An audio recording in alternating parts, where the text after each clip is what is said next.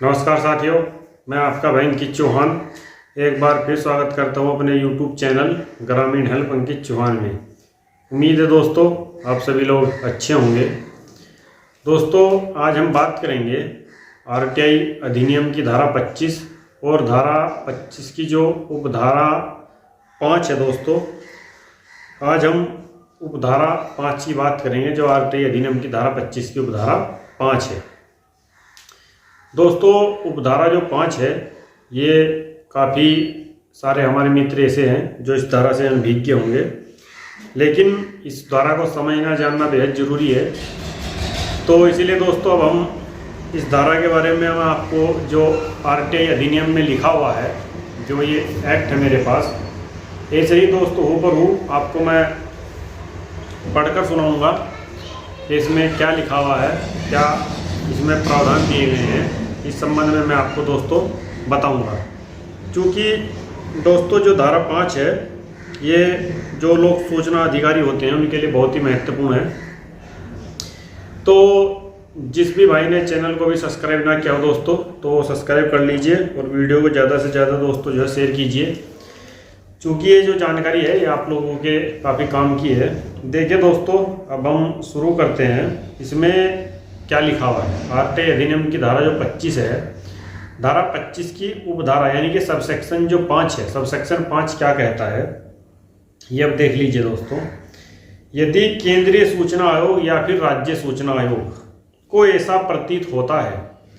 कि इस अधिनियम के अधीन अपने कर्तव्यों का प्रयोग करने के संबंध में किसी लोक प्राधिकारी की परिधि इस अधिनियम के उपबंधों या भावना के अनुरूप नहीं है, तो वह प्राधिकारी को ऐसे उपाय विनिर्दिष्ट करते हुए जो उसकी राय में ऐसी अनुरूपता को बढ़ाने के लिए किए जाने चाहिए सिफारिश कर सकेगा। साथियों यहाँ पर देखिए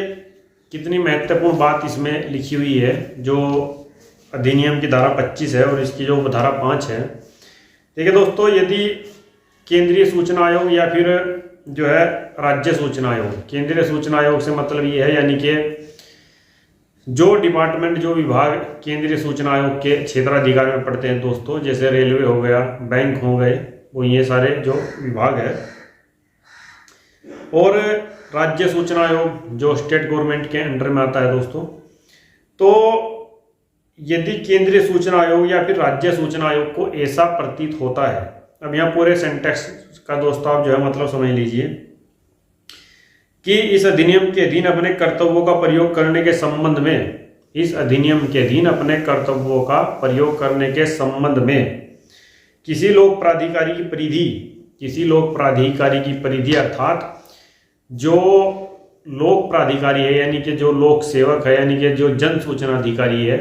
या जो दोस्तों जन सूचना जो अधिकारी आपके विभाग में और डिपार्टमेंट में है, जो भी इस ये आरटीआई अधिनियम के तहत ये कार्य देख रहे हैं, तो वो दोस्तों इसमें देखिए संबंध में किसी लोक प्राधिकारी की परिधि इस अधिनियम के उपबंधों या भावना के अनुरूप नहीं है, यानी कि उस जन सूचना अधिकारी का जो कार्य करने का तरीका है या जो उसकी एक कार्य करने की मूल परिधि है, या जो वहाँ के स्टेट गवर्नमेंट की जो लोक सेवा नियमावली है उसके अकॉर्डिंग नहीं है दोस्तों, और वो इसमें बिल्कुल भी रुचि नहीं ले रहे हैं, लोगों की मदद नहीं कर रहे हैं। तो दोस्तों उसमें जो है अधिनियम के उपबंधों या भावना के अनुरूप नहीं है, तो वह प्राधिकारी को ऐसे उपाय विनिर्दिष्ट करते हुए जो उसकी राय में ऐसी अनुरूपता को बढ़ाने के लिए किए जाने चाहिए सिफारिश कर सकेगा। देखिए दोस्तों, यदि केंद्रीय सूचना आयोग इस बात से संतुष्ट हो जाता है कि किसी जन सूचना अधिकारी की जो कार्य परिधि है या जो उसका कार्य करने का तरीका है वो आरटीआई एक्ट के अनुरूप नहीं है, या फिर आरटीआई एक्ट में जो दी गई व्यवस्था है या जो आरटीआई एक्ट के सेक्शन है या जो सब सेक्शन है उसकी जो उपधाराएं हैं उनके अनुरूप यदि नहीं है, उन पर वो खरा नहीं उतर रहा है जन सूचना अधिकारी, तो दोस्तों वो आरटीआई अधिनियम की धारा 25 और इसकी उपधारा 5 के तहत जो संबंधित केंद्रीय सूचना आयोग है या फिर जो राज्य सूचना आयोग है, संबंधित जो राज्य सूचना आयोग है, वो राज्य सूचना आयोग जो है उस अधिकारी को ऐसे उपाय, ऐसे निर्देश पारित करेगा करने के लिए कि आप ऐसे उपाय कीजिए कि जिससे आपकी लोक सेवा की जो एक कार्य करने की परिधि है इसमें सुधार आए और जो है आप लोगों की मदद कर सके, आरटीआई एक्ट को जो है निरंतर सही तरीके से चला सके, आपके कार्यालय में इसका सही तरीके से कार्यान्वयन हो। यानी कि दोस्तों इसका जो कार्य है, कोई भी आरटीआई आवेदन यदि किसी लोक प्राधिकारी कार्यालय में जाता है तो उसका विधिवत तरीके से निस्तारण हो। तो ये शक्ति दोस्तों धारा 5 में जो है माननीय आयोग के पास है। आयोग इस तरह के डायरेक्शन, इस तरह का जो है आदेश पारित कर सकता है दोस्तों किसी भी लोक प्राधिकारी के विरुद्ध या किसी भी जन सूचना अधिकारी के विरुद्ध। और उसमें आयोग ये कह सकता है कि आप अपने कार्य में, अपने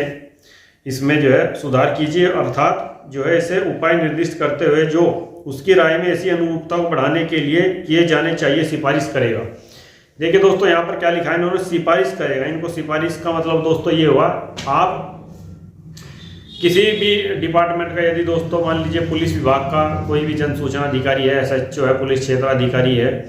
वो दोस्तों आरटीआई एक्ट के अनुरूप कार्य नहीं कर रहा है, उनकी परिधि यदि इसके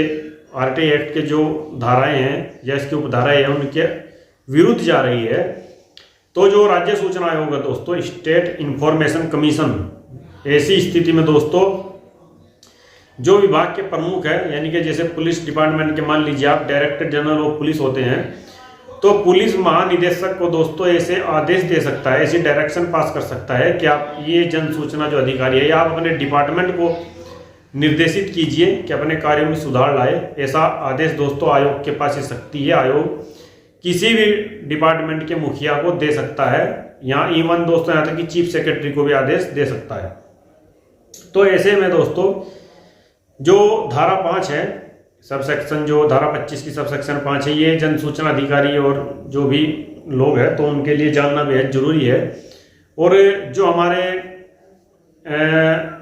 ऐसे भाई हैं जो आरटीआई एक्ट का प्रयोग करते हैं या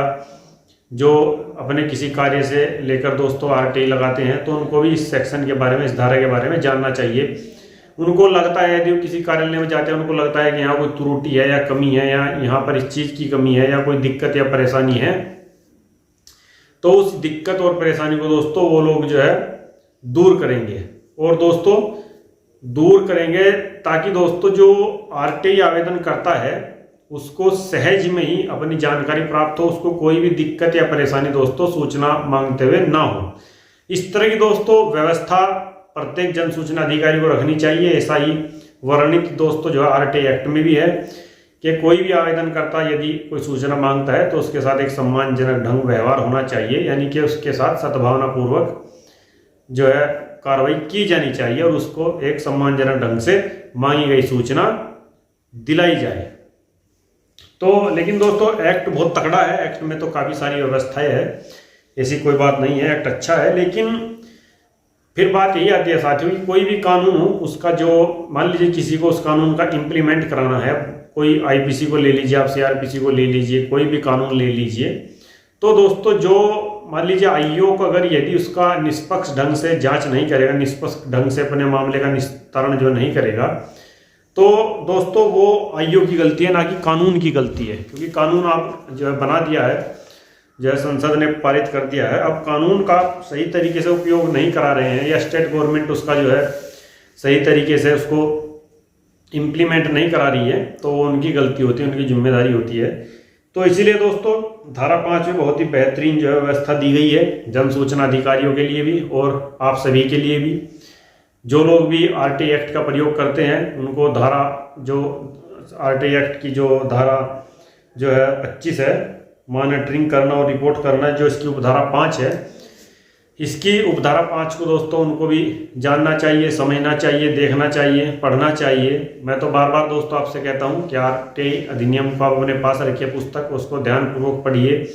जितनी भी बार दोस्तों आप आरटीआई अधिनियम को पढ़ेंगे आपको नया नया अनुभव होगा, आपका ज्ञान बढ़ेगा, और आपका ज्ञान बढ़ेगा तो दोस्तों आपका कोई मूर्ख या पागल नहीं बना पाएगा। तो इसलिए दोस्तों आज ये हमारा जो चैप्टर है धारा 25 का दोस्तों, इसकी जो धाराएं हैं इसके बारे में मैंने आपको बता दिया। इसके 4 वीडियो है दोस्तों, भाग 1, भाग 2, भाग 3, भाग 4, ये भाग 4 वीडियो है। तो आप सभी लोग जो है हमारे चैनल पर जाकर ये बाकी सारी वीडियो देख सकते हैं और भी काफ़ी हमारी वीडियो RT एक्ट के ऊपर है।